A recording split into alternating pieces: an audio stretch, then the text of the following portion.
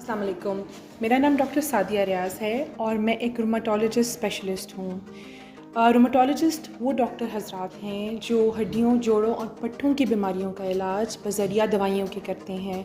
हमारी ट्रीटमेंट इलाज में कोई भी सर्जरी जो है वो शामिल नहीं होती है। दुनिया में इस वक्त 100 से ज़ायद ऐसी बीमारियां हैं जो ख़ास तौर पर हड्डियों, जोड़ों और पट्ठों को मुतासिर करती हैं। इनमें सरफ़हरिस्त जो पाकिस्तान में देखी जा रही हैं उनमें से रूमेटॉइड आर्थराइटिस, गंठिया या गांठिया, इसके अलावा एनक्लोजिंग स्पॉन्डिलाइटिस, सोरियाटिक आर्थराइटिस और डिफरेंट मसल्स और हड्डियों की बीमारियां जैसे कि गर्दन का दर्द, कमर का दर्द, जोड़ों का दर्द और जोड़ों का आर्थराइटिस यानी कि घिस जाना है।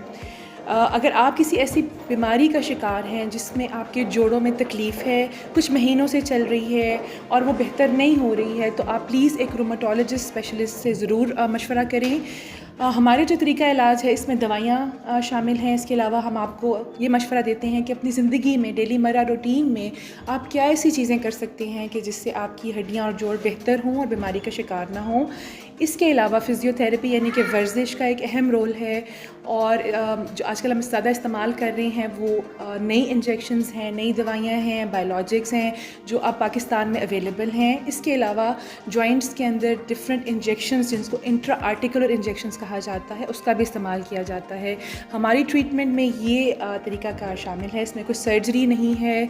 अगेन अगर आप ऐसी एज ग्रुप में हैं, अगर आप ख़ास तौर पे ख़ातून हैं, फ़ीमेल हैं, क्योंकि ये बीमारियां जो हैं ऑटो इम्यून बीमारियां हैं जिसका मतलब ये होता है कि आपका अपना ही जिस्म आपके जोड़ों के ख़िलाफ़ और डिफरेंट अज़ा के ख़िलाफ़ जो है काम करना शुरू कर देता है और इनके अंदर वनम पैदा कर देता है।